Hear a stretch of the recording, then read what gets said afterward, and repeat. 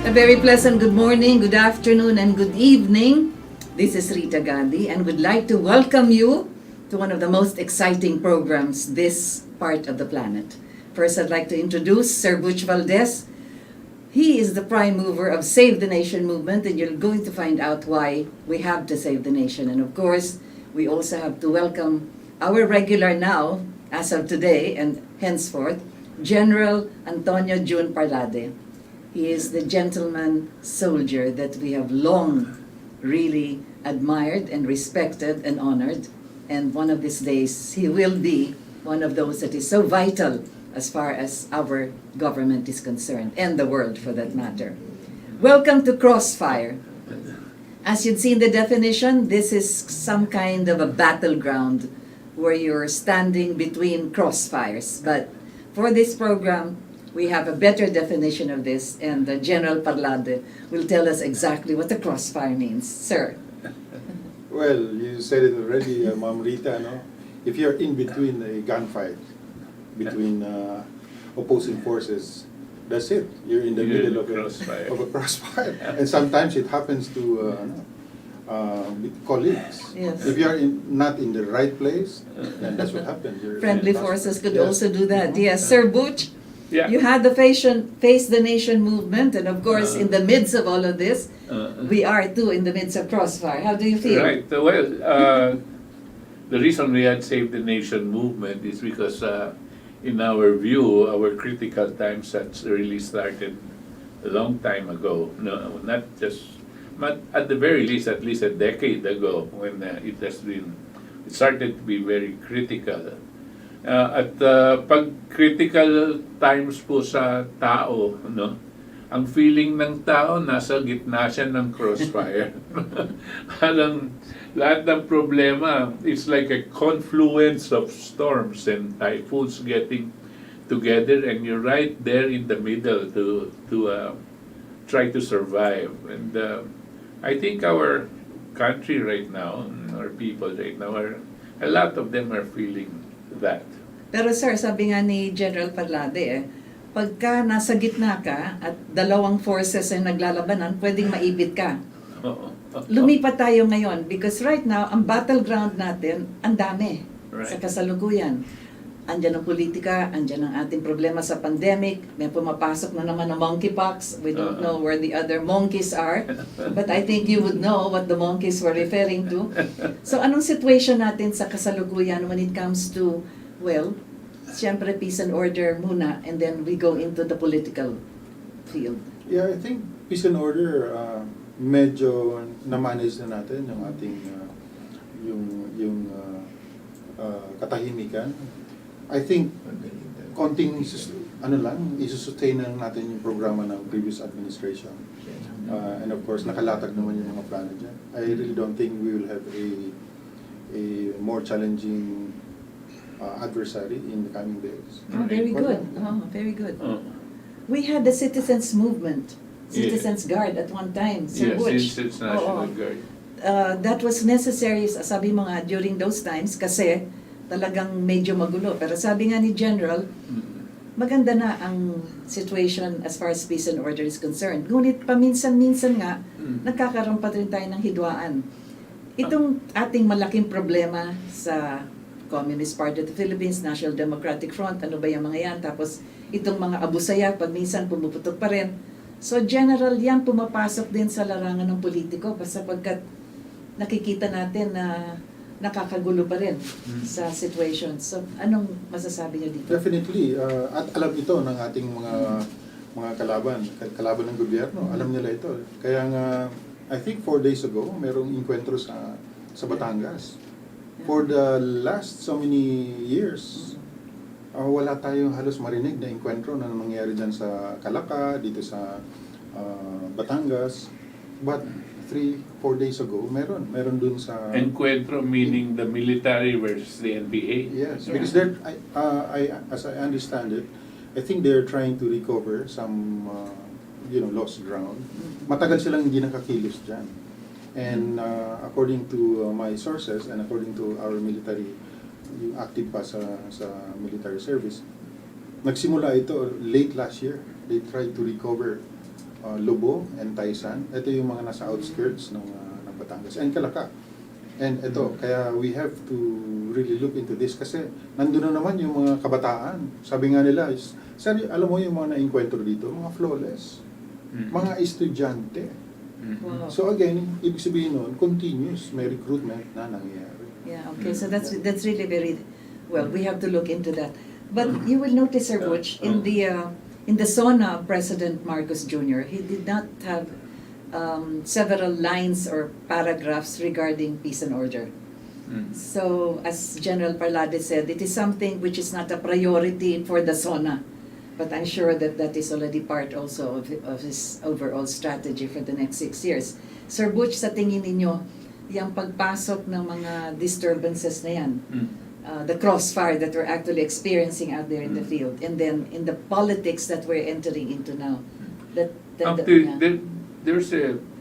sometimes there is a different point of view that is brought out by people as they see the same situation. And there are people that will say, first, we attack the peace and order problem, no? And then there will be peace so that there can be economic activity. No? And economic activity will mean prosperity for the people. The other group says, first we attack the economic problem, which is the cause of the poverty, which is creating a peace and order problem. No? And then there will be prosperity. What I wanted to point out is both are correct, no? Because they are both integrated. No? Yung peace and order, I don't think you're going to be able to achieve peace for as long as there is poverty. No? And meron kami sinasabi doon dati sa Solidarity for Sovereignty movement naman, Rita. yes. Yung apat na 4Ks, no? Yes. Ang una yung katotohanan at pangalawa yung katarungan. You cannot have justice without that is not based on truth. That's why the first is truth, justice. Yung pangatlo, pag meron kang justice based on truth, tsaka ka lang magkakaroon ng kapayapaan. At kapayapaan ang mag-uumpisa ng development, yung ano na yung apat na K na yun. So, ito yung paningin na palagi namin inaano. They have to go hand in hand. No? Of course, there is terrorism. There are people that are pushing drugs, and there are people that are trying to overturn government, just like the Communist Party. But we are going for the same market, the Filipino people. No? And we believe that if the Filipino people have jobs, are satisfied with their food and their future and so on and so forth, magkakaroon ng mahihirapan yung mga ideologues na hatakin sila sa inyo. Kaya lahat itong mga ideologues naman gagawa ng paraan para hindi mo maitulak ang magandang patakaran pang-ekonomiya. Pero Sir General, sa experience ninyo, after so many years na andyan ang mga Communist Party of the Philippines, andyan ang NDF, andyan ang NPA, sa kasalukuyan parang hindi na ideological yung kanilang base. Because if you look at the support they're getting from communist ideology, tinan mo ang Russia, kalahati niyan, capitalist na eh. Tingnan nyo ang mainland China, kapitalista na rin in a way. Pero pag titingnan niyo dito, parang sinasabi nga, as Sir Butch said, kailangan i-balance natin yung economic survival and together with the the plight of peace and order. Sa experience nyo, Sir General, kailangan ba yan magkasama o unahin na muna natin na ang tawag dito, you try to first deal with the violence simultaneous ba yun sa economic reforms at economic, kasi ginagawa na rin yung economic programs na yun, hindi pa rin nakita. Bakit sa ibang bansa, Sir General, ang dami-dami mga homeless nakatira sa ilalim ng tulay?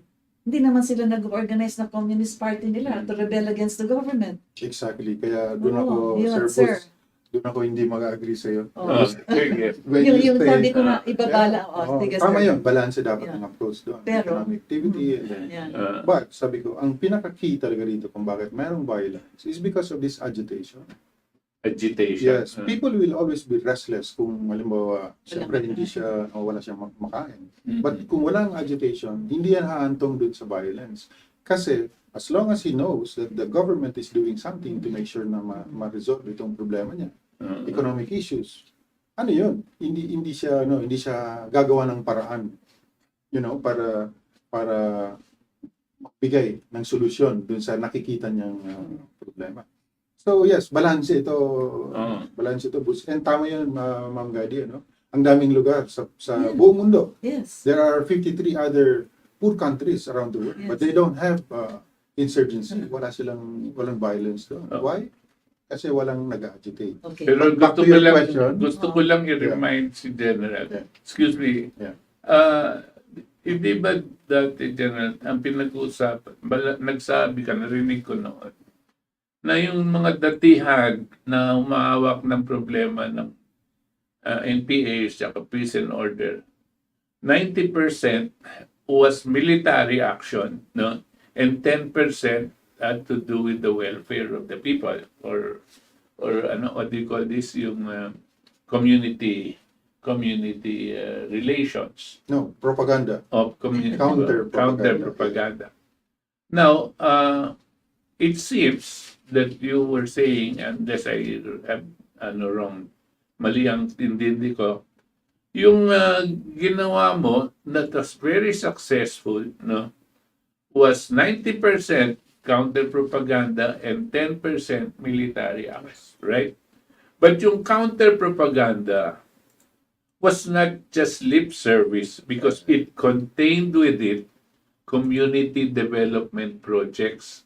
Diba? Yes. Pati na yung paglalagay ng mga bomba ng tubig at ganyan. And this is actually what I was in a way referring to, no? Pag naraman ng tao na merong ganito at mabibigyan silang the start of a better hindi na basta-basta mahahatak ngayon ng mga ideologues sila. Kasi ang ginagamit palagi ng mga komunista ay mahirap ka dahil sa gobyerno. Mahirap ka dahil ninanakawan tayo ng mga mayayaman. Yun ang palagi nilang linya. But they have not changed that line for a long time. Exactly. As you were saying, agitation. Na-agitate. Pero yung agitation nila is no longer based on the ideology that they're espousing. Oo. Ang kanilang agitation is to be able to get support. Pero alam naman natin, at least it's open knowledge na marami din nagsusuporta sa kanila, yung mga mayayaman na meron silang negosyo doon sa particular place. That's for instance, meron silang plantation doon, o meron silang factory doon, o meron silang cell site doon, whatever it is, para hindi ito magalaw, yun, meron silang protection money. So, nag-agitate sila, as you said, Sir Butch, kasi walang yung mga tao walang makain.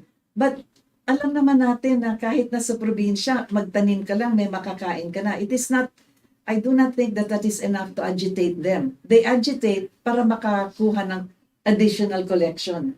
How do we face that, General? Yes, that's why yung 10% na yung sinasabi ng Sir Butch, yun yung ngayon ina-address ng gobyerno, especially with the anti-FLCAC. Yung 10% na propaganda, which is creating the bigger problem. Ito ngayon yung kaya very controversial ngayon yung anti-FLCAC, especially the spokespersons. Kasi straightforward sila ngayon. Ina-identify natin kung sino yung mga Names. They're naming the names. Yeah. So ngayon, yung Identify, above ground, yeah. naiintindihan na ng taong bayan yung mga dissenters lang, yung nasa above ground, and then naiintindihan nila who are these people underground. Right. Na sinasabi mo nga, nangungulit, akala natin, nandyan sila, mga some of them are members of the academy. Yes. And yet, they're the ones collecting from these organizations, businesses. And some of them have already entered party list. Mga professors sa mga Ito university. po yun. And one of these days, palagay ko, yung gobyerno magbibigay ng isang malaking sample. Sino ang mga. Exactly. Let us move now to the area of the political landscape sapagkat konektado din yan in the local politics. Sapagkat yung mga local government officials, halimbawa, imposible hindi na alam saan ang galaw ng yung mga rebelde na yan at yung mga terrorist na yan. Paano natin ngayon sa crossfire, sabi nga, you have the military on one side and then you have all of these terrorist groups on the other side. Papasok ngayon, ano ang role ng mga politicians dyan? Sapagkat, yun na nga, for survival nila, makikisabot sila, or how is it? Ma'am, honestly, ako kare-retire ko lang 1 year ago. No? Yes, sir. But when I retired, I was so confident that yung trend na yan, pababa na talaga yung insurgency. Nandun na yan. Nandun na tayo hanggang ngayon. Yes, sir. Pababa sila, pababa.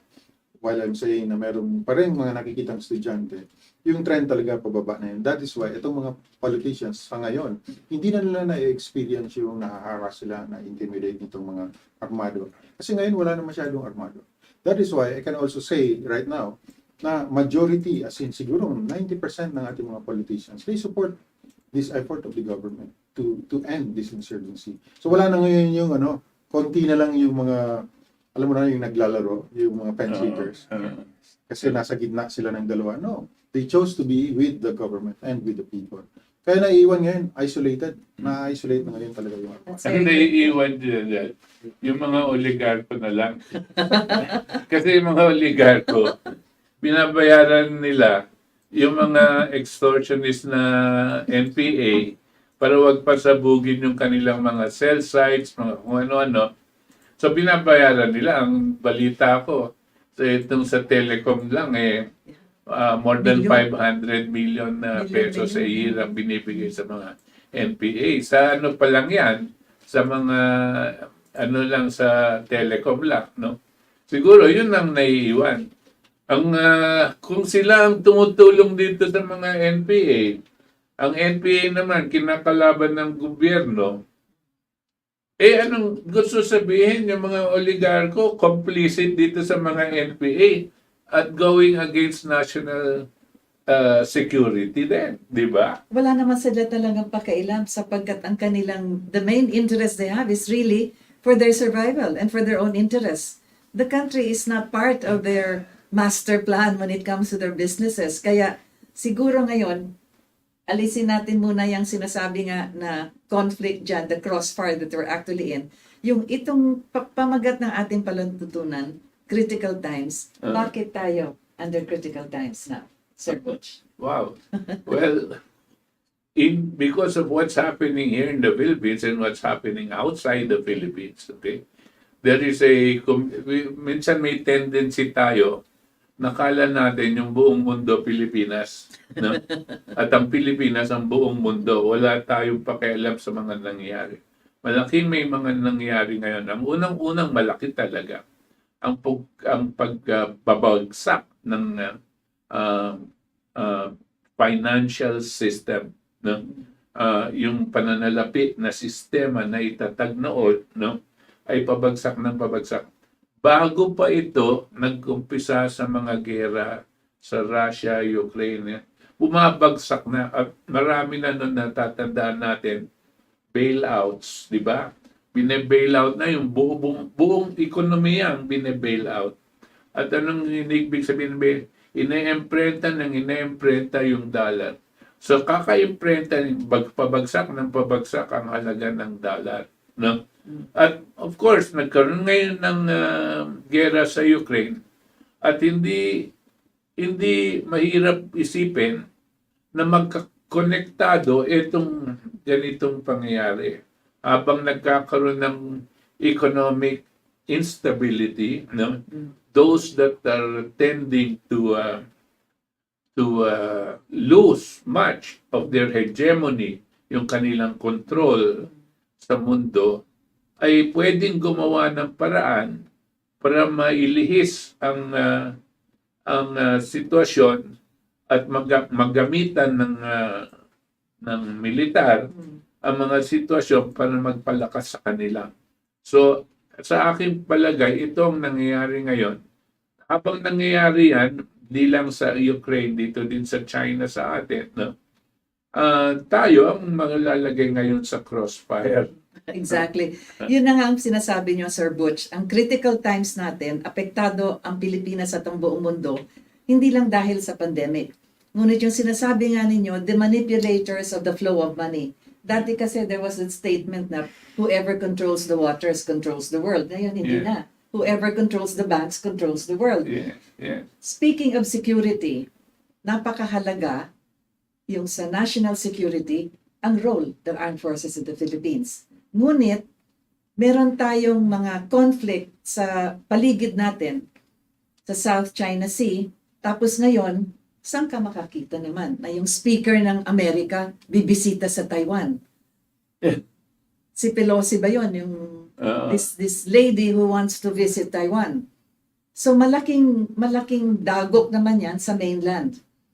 If the role of the military is really for the security of our national territory, anong masasabi niyo, Sir Jun, tungkol sa mga policies na nangyayari sa paligid natin na apektado rin ang ating armed forces? Defense natin yan, pero wala naman tayong kalaban, sir. Pero gawa nga ng conflict dyan, saan kayo? Saan ang military? Incidentally, Ma'am Gadi, yung Pilipinas, napaka-strategic yung sir. location. Yeah, very, very strategic. Nasa gitna tayo ng, nandyan yung China, nandyan yung US, nandyan yung mga big players, nasa paligid natin. Sir, But for the longest time, tayo yung weakest link, sa totoo lang. Tayo yung weakest link dito sa Asia. Kaya tayo yung nasa napaka-critical na sitwasyon. Sa crossfire. Buti nga, nagkaroon tayo ng maganda-gandang armed forces, yung modernization natin. Kahit Yes, paano. yes, sir. With the President Duterte, napaganda yung ating defense. Kakayanan. Yes, yung capabilities natin. But just the same, tulad ng sinasabi mo, ang China may requirement siya. Yung interest niya economically nandyan. Kaya tayo ngayon, naiipit tayo dito sa dalawang elepante na ito na nagpabangga. So, very, yung tanong mo, malalim yun. At at this point, palagay ko, ito talaga yung dapat na pinag-iisipan as far as national security is concerned. Paano mo babalansin ito? Yes. Na hindi ka naman masyadong, hindi ka pro-China, hindi ka rin pro-US, but you are, yes, yung interest ng Philippines. Sir, sabi niyo weakest link. Yes. Weakest link sa ano? Weakest link in terms of military. Napakahina natin kasi for the longest time, ang US Armed Forces, ay yan ang naging de facto armed forces natin. Remember, yung 7th Fleet, nandito sa Pilipinas. Yung 13th Air Force, nandyan sa Clark. Yes.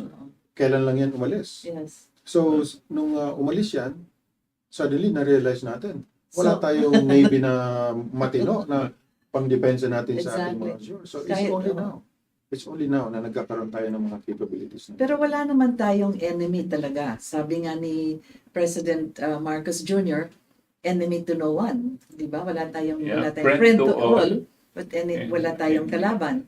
Pero nonetheless, sabi nga ninyo, Sir Jun, andyan yung mga malalaking powers na naglalaro. Ang Armed Forces of the Philippines, mga military establishment, malaking bagay yan with the formation of our foreign policy. Yes. Yes. Because you cannot, no matter how good your foreign policy is, if you don't have the wherewithal to impose it, wala yan. Wala kang kwenta. You're irrelevant. Yun yun. But now, meron ka ng, alam mo, you don't have to be, or to have a very, very big armed forces. Yeah. As long as you're willing to pursue what's, what's defensible for you. Yung core interest, Ma'am Rita, alam mo, for the longest time, ayaw nating sabihin kung anong core interest natin. Why? Kasi kahit sabihin natin kung anong core interest natin, hindi naman natin kaya. But now, at least, klaro na yon. We have at least somewhat capability to defend our sovereignty. Kasi ang sovereignty presumes that you are willing and can defend your sovereignty as a nation, your people, and your territory. No? Now, iba yung masyado tayong mahina compared to China. Ando na yon, di ba? Meron kasi talaga mga superpowers. Pero at least now, we have a semblance, no, of a armed forces of the Philippines, no, that has the necessary capability to put up a defense of the Filipino people and the nation. Yun ang ako nga natutuwa na pumasok na tayo dito sa ganyan kasi I'm sorry to go back, no, to how many years ago, no. Nung panahon ni Presidente Marcos, ng tatay ni Bongbong, no, we had some sort of capability, no, and we had a very strong. I don't know how this was all financed, but we had pretty, upgraded kind of military power that no other Southeast Asian nation could match. No? Sir Boots, we had the best Air Force during those times. Oo. Yes. Iba Tinitingnan lang yung- tayo ng ASEAN. Ano na yan eh? Pinabayaan. After Marcos, until prior to Duterte, wala yan, nawala, no? And then that we became so dependent on the handouts, second-hand, Yeah. third-hand handouts Galing of sa the Amerika. US, no, on these things, because China and Russia was not in a position to help us anyway militarily. At the time. So we were going to even our education, no, was coming from the US. So that became for how many decades yun ang 36 years. Yeah. Sir Boots, Yeah. Rita, I'll give you a specific an example of, paano natin napabayaan ang ating shores. Brigade Commander ako from 4 years ago sa Mindoro. Mindoro, nakahuli kami ng 23 na Vietnamese fishing vessels. My goodness. Sa Paluan. Malapit lang sa Within Mamburao. our water. territorial. Hindi natin pag-uusapan ng South China Sea. I'm talking 4 Within- years ago. Yes, yes. So can you imagine up to that point, ang ating residual capabilities is not even enough really To police our shores. yes, to police our shores. Even that alone, we should have already strengthened it over the past 3 decades. Yeah, so wag na nating isipin yung China. Ito na lang So, mga within our business. waters. Let me interject. One of my suggestions one time when I was discussing, how do you strengthen? Sabi ko, alam mo, ang China, yung nakikita natin mga boats dyan, na fishing boats nila, have been militarized. No? In other words, meron silang military capability, pero fishing boats sila. No? Why don't we do the same for our fishermen? No? If we form them into groups, no?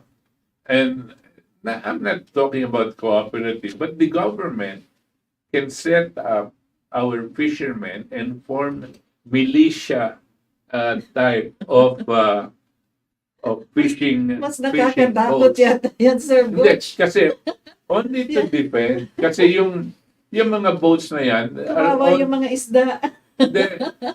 our Tamaan catch, sa Crossfire. ang catch natin doon, Rita, will be more than what they are doing because these boats are actually catching fish. Yes. Okay? The arms they have is not for attacking anyone, no? The arms they have is for defending themselves, no? It's just that pag inarap sila ng bangka natin, Magbabarilan sila, Sir. hindi, yung mga bangkang maliliit na may katig na ganyan, di siyempre, parang higante sila. Pero kung ang tututok sa kanila, pareho Baril din din. ganyan, Wala. so walang laban yon, hindi maglalaban Pero, yan. Sir Boots, Sige nga, Sir, from a military officer. Explain ko lang yung sinasabi niyo. First, hindi naman militarized yung mga They were converted as auxiliaries. Ano yan? Auxiliaries. So parang Parang kang reservist. And you may have other roles. Maybe Fishing. surveillance, ganon. So you don't have to fight this, The other ladies. fishermen. Oh. Yes, hindi naman. Hindi naman natin kailangan umantong doon. But maganda yung recommendation. In fact, yung kinikwento ko sa inyo na Vietnamese, kaya sila nakarating dito. Because Vietnam had this Vision 2020 in 2011. Yung Vision 2020 nila is that Vietnam wanted to generate 50% of their GDP sa Fishing. marine economy nila. Marine. Oh. So sa fishing pa lang, alam mo, kaya sila umabot doon, umabot dito sa source natin. Kasi ang gobyerno nila, sinubsidize yung mga fishermen nila, binigyan ng mga sonars, yung mga barko nila, bangka nila na maliliit, naging malaki, di ba? And then may communications, and then may mga support boat. Such that hindi na sila kailangan bumalik pa ng Vietnam. Hindi, sasalubungin sila ng isang Kukunin yung nahuli. huli nila. And in 6 years, yung objective nila, nalagpasan nila. So, because they have a vision, they have a plan. Pero Tayo wala. yung sinasabi ni Sir Butch, But it's along that line. kung lalagyan ng almas, magbabarilan yan. Not necessarily. Not necessarily lalagyan mo Hindi. ng arms. Hindi naman basta-basta magbabarilan eh. Meron din silang arms, hindi naman basta magbabarilan.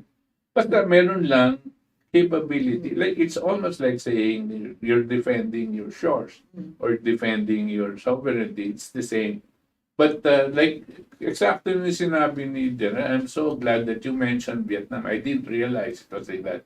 But you can see what can happen if our government started subsidizing our fishermen, no?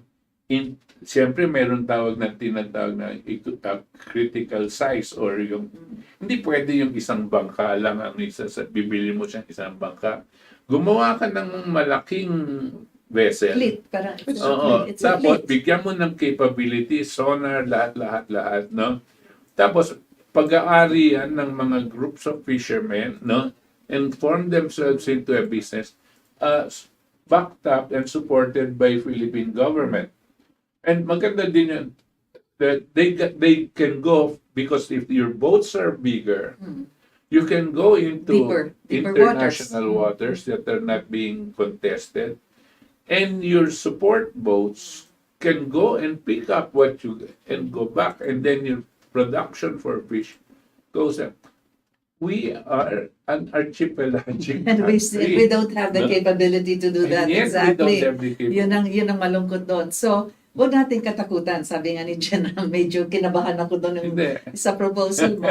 Pwedeng magawa if it's a fleet, etc. And the way it's going to. Maybe that's a proposal that some people are I'll give you a listening to figure. us now. Ma'am Rita, I'll give you a Yes, figure. yes, sir. From Scarborough alone up to Batanes, ang potential ng lugar na yan is around $79 billion. Yes, Fish yes. pa lang yan. Yes, fish pa lang. Fish pa lang Totoo yan. yan. That's Study true. yan ng UP. Yes. Ano yun? Yes. Annual o ano yun? Annual. Annual. That's $79 billion. Yes. Ah. And the spawning even of this rare fish like even salmon and all of that, dito sa atin yan. Yes. Way back in 1974, sabi ko, my first entry into television was to interview the scientists. Nakita na nila yan sa kanilang remote sensing. The spawning of all these fishes, just that.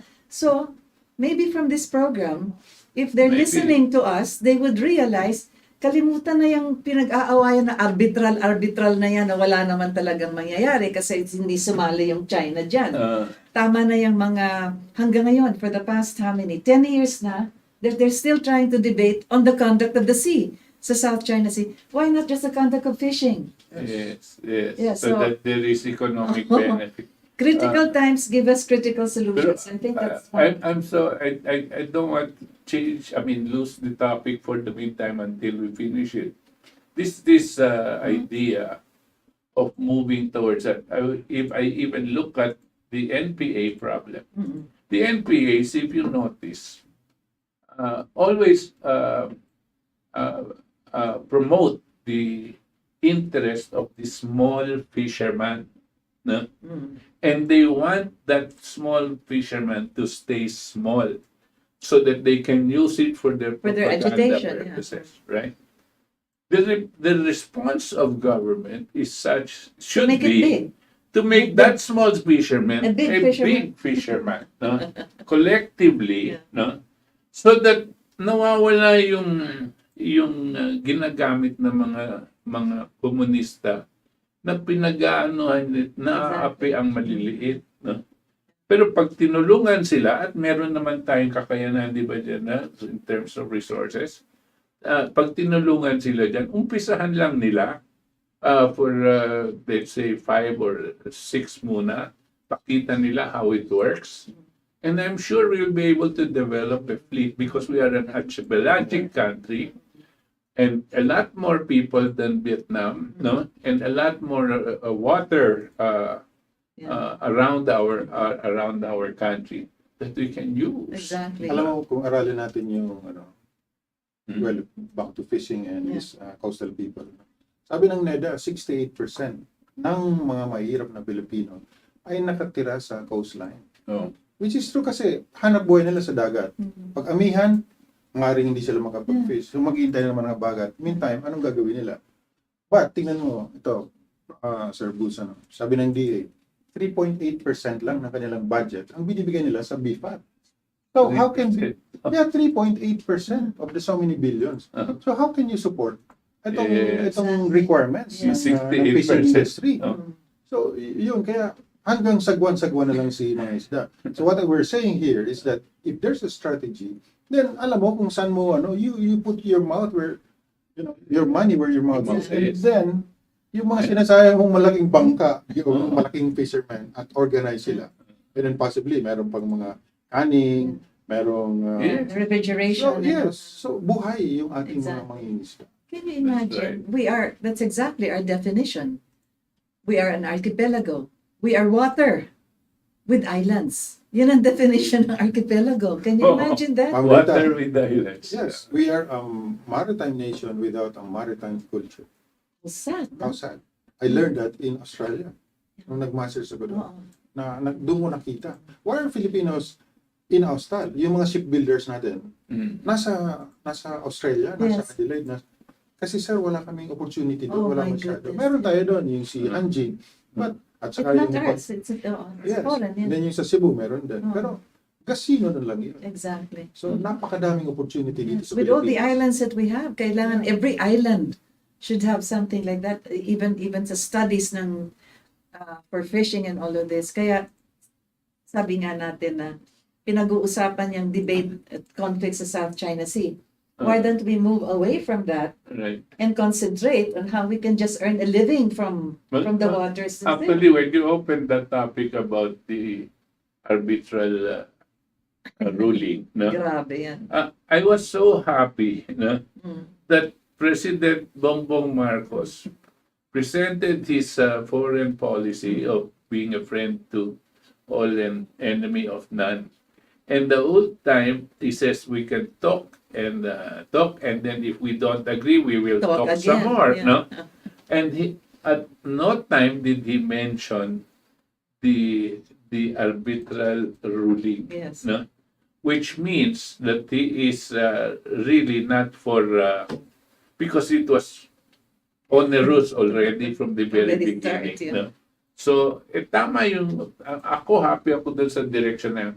Now there might be certain specifics na hindi pa niya sasabihin. Yes. But there might be so that maraming pwedeng gawin. No? Yes, exactly.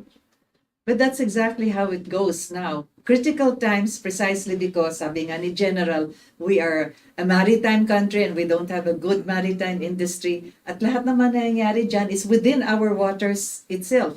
Pero when we speak now of the defense of our country, what are we defending our country against other than the internal these internal skirmishes, if you could call it skirmishes, but they're also quite violent. You have the NPA and then you have the wala na yung secessionist movement, pero lumalabas pa rin yung mga tawag nito, mga remnants ng Abu Sayyaf and several of these extreme militants. Paano natin na ngayon mapapasukan yan? Very good General. question, Madam. Alam mo, yung sabi nga nila, the size of the armed forces is dependent on The need. Yes, the need, the Territory. interest that you're trying to protect, and the size of the resources that you're trying to protect. So, babalikan na naman doon sa ating littoral areas na lang. percentage-wise, napakalaki ng ang protein na lang, yung requirement natin sa protein, makukuha natin sa dagat kung talagang Yes. siseryosohin lang natin. But yung problema natin, kanina nabanggit mo yung sa mga Abu Sayyaf, yung mga terrorists, until that back door, which is very, very porous, is guarded, then wala tayong masasabing secured Philippines. So that is why 34,000 kilometers ang coastline natin. Paano mo yan babantayan ng ilang barko lang, ng Navy at saka ng Coast Guard? That is why, balance dapat yung approach dito. Sabi na, unahin natin yung pagkain ng mahirap. At the expense of what? Our defense? Remember, ito yung nagsisecure sa ating Right. So dapat balance yun. So chicken and egg, Yeah. nagiging chicken and egg. Pero yung tinatawag natin na entrance nitong mga tumutulong sa mga nag-agitate in southern Philippines, kung titignan mo talaga yung mga islands dyan or the ports, noon, Zamboanga yan na pumapasok. May barter trade. So, may mga nakakalusot. Pagkatapos, nagkaroon ng jumping board naman.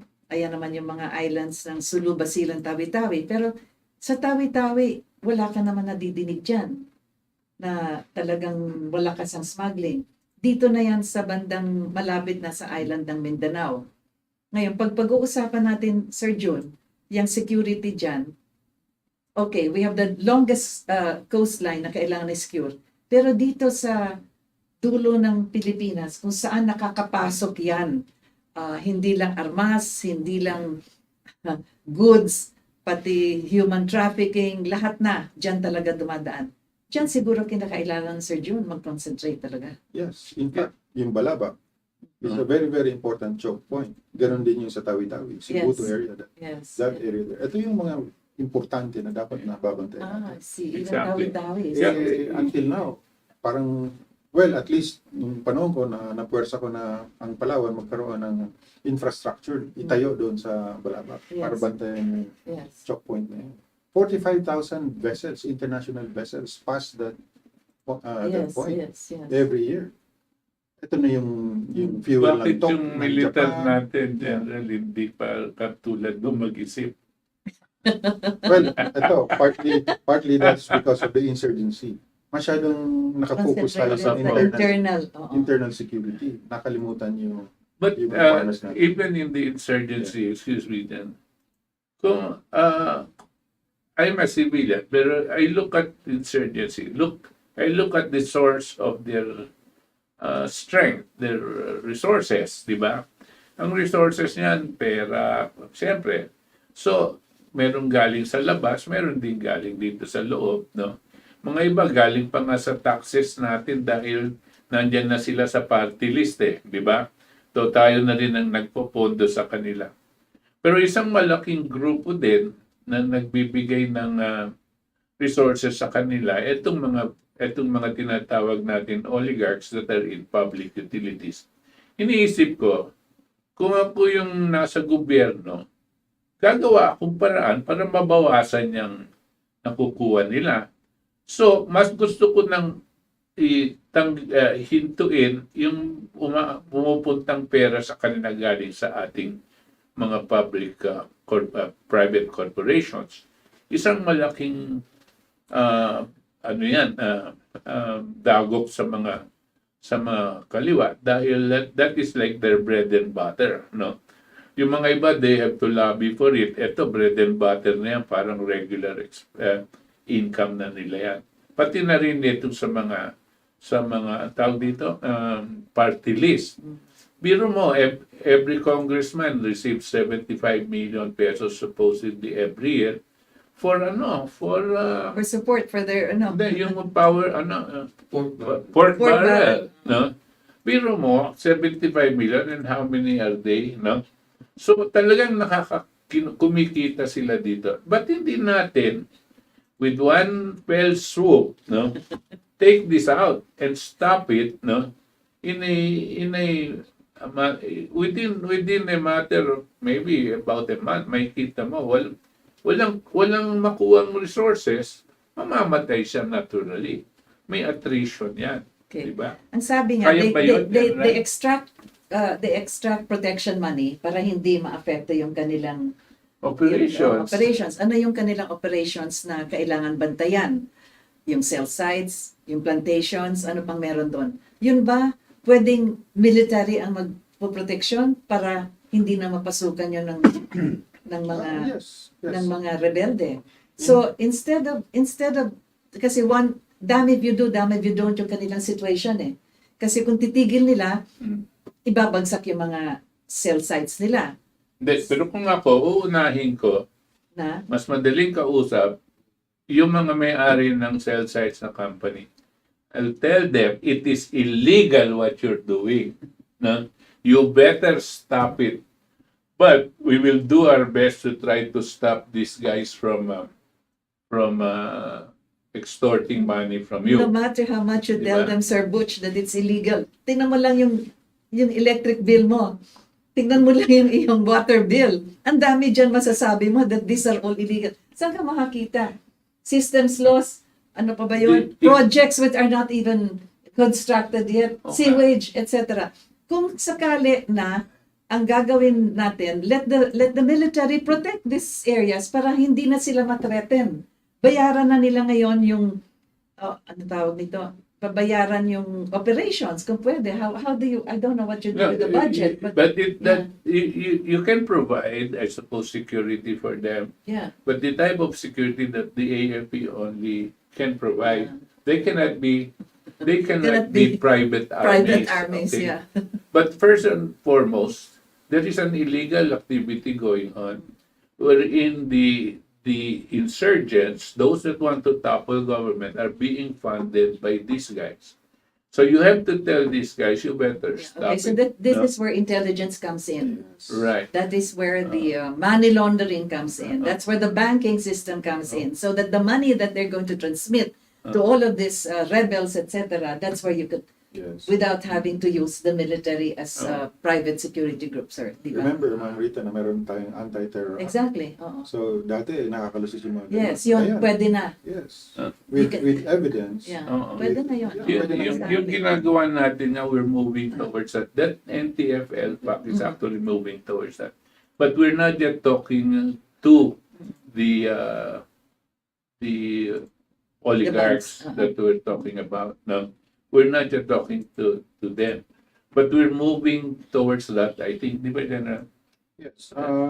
Marami ng engagement with them. Yes, They and- have to understand na itong problema natin sa insurgency, ang laki yung contribution nila dito. Yes. Both sa gobyerno sana, kung tutulong sila sa gobyerno, but sa ngayon, mas Mas malaki ang malaki sa contribution rebels. nila doon sa rebelde. Exactly. So that, Historically, and from that's where first intelligence. quarter strong, sino bang nagpondo? Yes, yes. Grabe yun. Tsaka sa atin, tayo nagbabayad Yeah. ng services ng Yes. mga tayong napeperisyo. That's where the intelligence network of the military comes in, together with the banking system. That is where I think they should really be strong enough to enter into this, tawag nito, the linkages that they have. Paano ba nagtatransmit? Saan ba nagbabayaran? Dati meron yung entrapment. Ngayon di na entrapment yan because it's all digital already. And that is where, now we're moving on to that, digitalization. So how is the military proceeding as far as that is concerned? Kasi that is one aspect where you could prevent all of this smuggling, etc. and all with digitalization. Before I retired, nandun na talaga Okay? tayo sa Yes. information age. Kailangan tutukan mo yan. We have to leverage on this technology para mapadali ang Yes, trabaho yes. natin. Make our actions, make us more efficient dito sa, I don't know now, kasi it's all about funding again. Babalik ka na naman doon sa Yeah. how much was allocated by Congress. Eh, kung malakas yung ano nila sa mga alyansa nila sa Congress, hindi pa hirapan Yan. naman yung Ayan budget. na. Ayan, Sir Butch, that's your line. No, it all comes down to precisely 320 congressmen that. representing Yeah. in their district something like 150,000 people. So, Right. are they 100 representing our people? The way they should. 150 million, 100. You mean? No, for every district. Every 150 million district. voters lang. Kaya nga, Yung population voters. that it all boils down precisely to that. And if you look at the whole setup, your the biggest burden you have is uh, having have to carry, no, this privatization of the public utilities, because we're talking of much more than 5 trillion pesos a year that we are giving to only a handful of corporations and corporations. families. Okay. Now, this is an abdication of government, no, to provide Basic protection, services, yeah. provide basic service and protection to the population. Okay. Now, unless we have the kind of leadership and resolve to understand and appreciate where this sole source coming from, we will not be able to get out of the rut Okay. that we are in. Going back in history, we have been advocating for all of this because of the privatization that was undertaken for basic services. But if you review the discussions they had with the APIRA law and all of this that gave the oligarchs Yeah. control of this, Yeah, their justification was hindi kaya ng gobyerno to manage it well. that was the propaganda. So where let us explain. That is exactly what they say. They came in at ginawa yung batas na yan kasi hindi daw kaya ng pamahalaan to manage electricity and to manage water. But of course, this could be disputed Of because when Meralco was handled by the Meralco Foundation, Yeah. 5 piso lang yung isang bulb. Yung panahon ni Marcos. Yes, that's it. Okay, Marcos so Sr. the justification they had, yung sinasabi nga niya, Sir Butch, na kaya pumunta sa private sector, hindi daw kaya ng gobyerno. That was propaganda. Okay. Ang hindi kaya ang nangyari, lumipat sa mas matindi na sistema. Ginawa pa nilang batas yung EPIRA. Tapos yung EPIRA sa kuryente. Tapos meron pa itong ginawa sila sa tubig. Yes. Yung control nila sa tubig at sa kuryente. At yung mga batas na yan, pinipigil pa ang ating pamahalaan ipaglaban ang pagbaba ng singil. We cannot put up our own public generators for electricity and distribution. Government cannot do that to protect the people. In fact, they sued government Yes. when they wanted to increase. Yes. And- And then and the government sabi said nila, no. tapos So, din sabi pinubra. nila, we lost pa. Yan ang talagang katiwalian nangyari. That's right. You're talking of corruption. This is the biggest corruption that is hitting the people. No? And if you stop this and you transfer back what the profits of these people and give it back to the population and the businesses, no? In forms of discounts, no? Retain the professional managers that are operating the electricity and the water, no? But give back the profits to the To people. the people, yeah. Ay, nako, it will be a tremendous. So all of that propaganda to justify the APIRA law and all of this, yan talaga propaganda lang para Yeah. ma-justify. The 8-hour brownouts, etc. during the time, was that also part of the design for Yeah, us to be able to surrender the control over electric powers? They set you up so that's you're gonna think. Ang gagaling mag-isip ng mga yan pag may pera ka, madali kang maging isip ng kanya. Di ba na-invento na-enact yung build, operate, transfer? Yes, Yeah, sir. yeah. After a while, like 25 years, I don't know, yung mga infrastructure na ito na pinabayan natin sa private, ay babalik sa gobyerno. But I think the problem now is that these for instance, yung mga highways, hindi na pwedeng bumalik sa gobyerno because we are being prevented the government is being prevented from taking over because of another law. Another law. Meron sila mga ganyan. Oh, precisely. And- So, if we go back to the SONA of President Marcos Jr., meron naman tayong bababasa doon na kanyang sinabi nga sa Congress na pag-aralan na. I think that is already at least an opening. Yung sabi niya na pag-aralan yung EPIRA law. Tapos yun din, sa nuclear plant, not only one, but several. Kasi nga, para lang malaman ang mga nanonood sa atin, kasabay yung ating nuclear plant sa Bataan, kasabayan ng tinayo sa South Korea, kasabayan ng sa Slovenia, Sa And- Brazil. sa Brazil, yan, kasabay na tinayo ng Westinghouse. And it's been operating since then, from 1970s up to now. Ang Korea, ilan na ba yun? 54 na yung kanilang nuclear plants. And look how progressive they are. So may consuelo tayo na at least dun sa mga priority bills na sinabi ni President Marcos Jr., nabanggit niya yan in a very diplomatic and polite way Right. na papasukan. Pero meron siyang sinabi tungkol dito sa PPP, Rita. Oo. Saying that government and private sector must do business together. But he misses the actual activity that is going on that people misconstrue to be PPP. You have the oligarchs and the officers in government that are actually in partnership, not the people, they are in partnership. The congressmen, the senators, and other officers, no, plus the oligarchs. Yan ang PPP, no. Hindi yung kasama tayo. Tayo ang naperwisyo, no. Yun ang nangyayari. So let's look at that more carefully and really find out how there could be other avenues that could be approached. But the situation now, we are in critical times. Really? What are the critical solutions that we can propose? Well, I think these three, our group of three here, brought up already a mouthful of proposals as to what can be done. But thank you for this program, Rita. Thank you to you General. and the General, yes. I'm so glad that, kasi medyo freewheeling yung discussion natin, no? And at least we're able to elicit these new ideas. And we have this every week, is that it? Yes.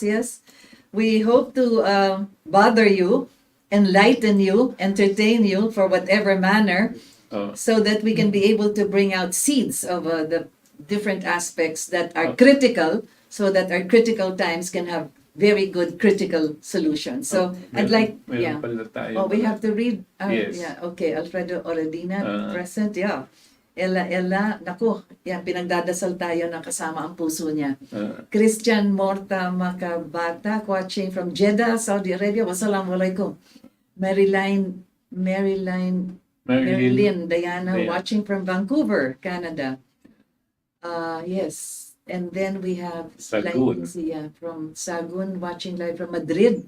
Buenas tardes, buenos dias, whatever time you're in. Thank you very much. Josephine Kindara, hello Ma'am Rita, watching from Greece. Yeah. Oh my goodness, we're all over the world. General Parlade, Yes. nagpadala siya ng victory sign sa iyo and the heart of Maria Luisa Mendoza. Joma, naku, parang familiar yung pangalan, nagpadala ng puso. Ray Lianto, good evening Ma'am Gadi, Butch at General Parlade, mabuhay ang Thank you very much. Lizelle Berame, watching from Hong Kong. God bless you all. Watching from the United Kingdom. Nako, kare-resign lang na yung Prime Minister.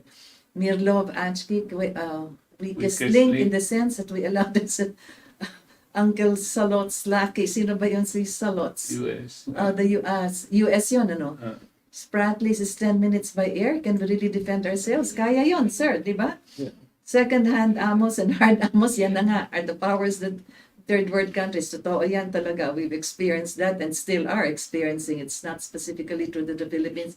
They do that to African countries too. Yes, of course. Romulo Gadi, stay safe. Tita Rita, God bless. Thank you. Edgardo Vergara, all-out war sa terorismong NPA. Kaya naman po, nagbibigay ng protection money sa NPA, mga telecom. Ayan na, para hindi lang pasabugin. Exactly what we were saying. Lucy Bernal, wow! Oh, wow daw, Sir Butch, General. Laila Burakova, hello, Madam Rita, watching from New Zealand. Oh, thank you. Cynthia Ramirez, hello po sa inyong tatlo. Tuloy lang po ang pagsisiwalat ng katotohanan. Salamat po. Yes, we will continue with this. This is Crossfire. That's our program. Carol Villanueva, viewing from Oregon. Good topic po. Keep it up. Keep it up. Sleep.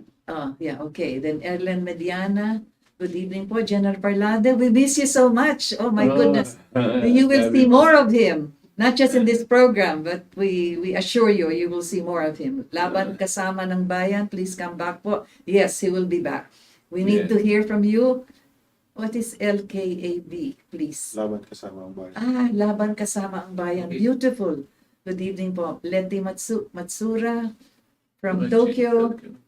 Ayaw gozaimasu. Yolani Cordova Murillo. Hello, Ma'am Rita. Good afternoon, watching from Sarangani Province, Kiamba. Naku, critical yung lugar na yan, sir, di ba? Yan ang entry point din yan. Alma Bonifacio, good to see General Parlade. Oh, they're welcoming you, General. Yeah. Fleur de Lis, mabuhay po kayo, Ma'am Rita, Sir Butch, and General. Jos, we have to close na? Joseph Picache, etc. and all. Marami pa po yan. Maraming salamat sa inyong pagsubaybay sa amin.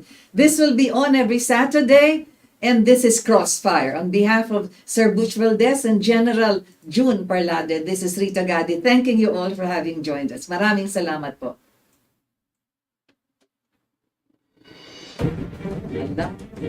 That was very good.